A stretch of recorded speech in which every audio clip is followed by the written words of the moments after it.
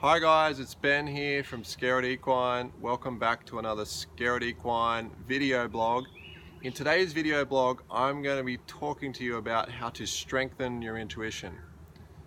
So first off, I'm going to explain some of the key core principles that have really helped me understand what my intuition is and how I can follow it in a more powerful way. And secondly, I'm going to take you through a little process that I use that is really powerful for helping you strengthen your intuition when you're making decisions or you've got questions you're not sure about. So our intuition is a really important part of who we are. It helps us make some of those, key decisions in our life. And I think the biggest thing that I see is not that we don't have an intuition as human beings.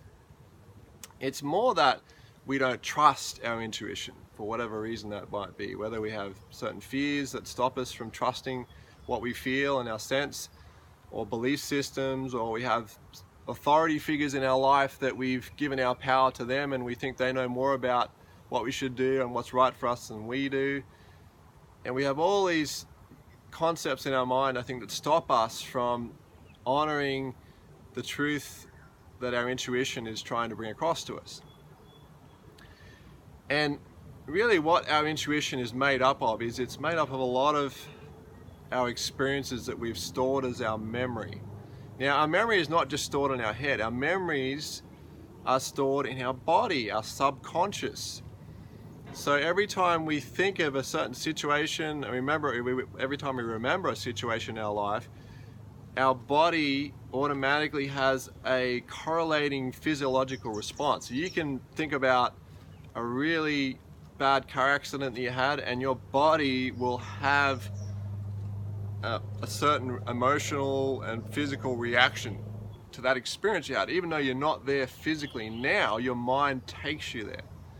And so this is how our subconscious mind works. It stores all of the details of each experience we've had in our brain, but in our correlating body through sensations and emotions and different things that come through our body, different bits of information. And so why this is so important is because what I'm trying to bring across is that our intuition is inbuilt. We all have a very strong, well-developed intuition. It's just that we spend so much time in our head and in fear of what that means and trusting that and following through on that sometimes, that we just don't ever get to develop it as fully as we could. Now, I'm sure there's plenty of situations where you have trusted your intuition and you've got amazing results. And it's not that we don't, it's just that it can be very limited sometimes because of these fears and because of these beliefs and external authorities that we've given our power away to. So what we have to understand about our intuition is that it's like a muscle. It gets stronger when we work it, when we exercise it, okay? So to exercise our intuition, we have to understand that we have really got three intelligence centers in our body. We have our head, which is our intellectual intelligence.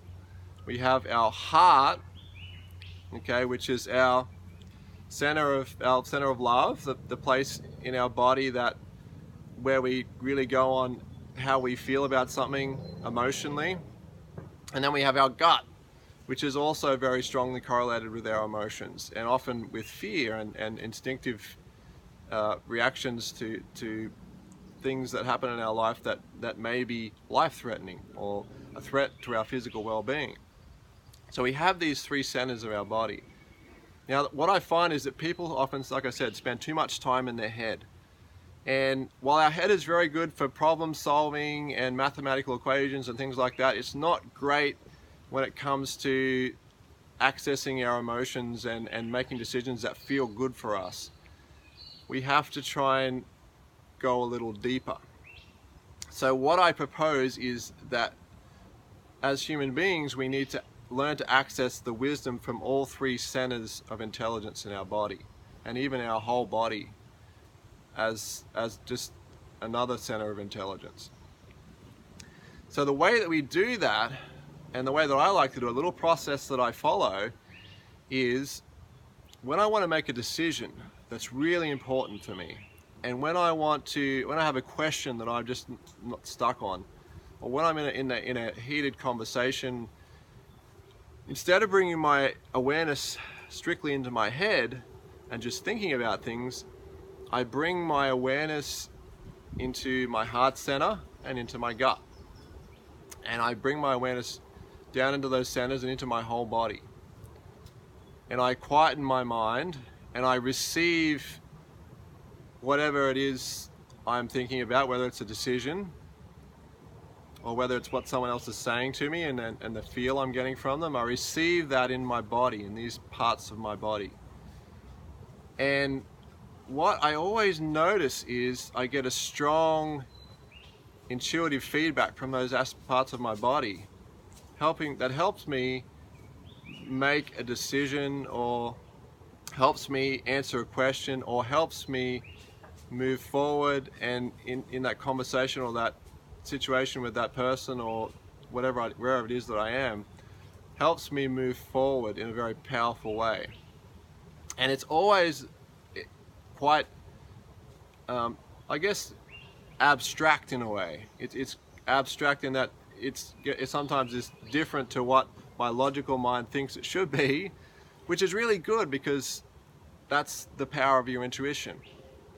So when I've got that, and I'm sitting on that, and I'm receiving that in those centers of my body, I then talk from that place, or I make my decision from that place with that information. So if my heart center gives me a strong feeling of that's not good and don't make a decision yet, then I don't.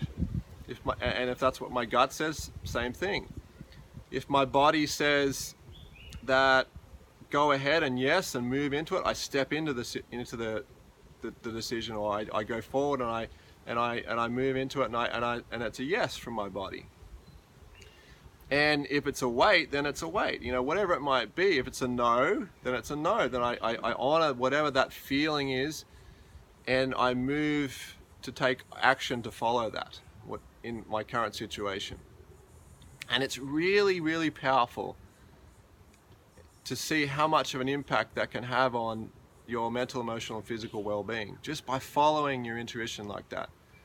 It takes courage, and it also takes a lot of trust in yourself, particularly when you have authority figures or people in your life that are trying to belittle you or they think they know better than you. And that's the test. How well do I really trust my intuition, even in situations where the decisions are difficult and the situations are not ideal. And so that's the test. That's the test that life will give you to see if you're really trusting your intuition. But it's a good test to go through. And if you pass the test, you'll know. If you don't pass the test, that's good also, because life provides you with more than enough experience to learn from different decisions that you make. Whether the decision was made in alignment with your intuition or not, you're going to learn something from that experience. So there's no harm in trying. So one of the key experiences that I remember from being a horse trainer and starting young horses, I remember a long time ago I had this young horse, and he was a big chestnut gelding, and he was very, very good at bucking with the saddle and with people on him. He had a very big bucking issue. And I had him in for training, and I was working with him, and whenever I worked with him, the whole time my body was ringing alarm bells that even though this horse looked like he was sort of working through everything and going pretty well, that he just wasn't okay. Like, it even got to the point where he wasn't bucking with the saddle, which is a really big step in the training process that I wanted to tick off. And so he was going really well, but my body would just wouldn't let in with this strong feeling of you shouldn't hop on this horse. So anyway, I went against my intuition in that situation, and I decided to hop on him. And as soon as I hopped on him, it just that feeling inside me intensified, and he just went off bucking, and he could really buck, and I managed to stay on for the most part of it, but then I had to eventually make an emergency dismount, and I got my foot caught in the stirrup, landed on my neck, and yeah, it wasn't good at all. I hurt my neck, but there was a really powerful lesson in that for me, you know, and that was to follow my intuition. And that's something that stuck with me, you know, from then on, and it's made me really change my whole perspective on whether it's right to do something if it doesn't feel right. And it's not.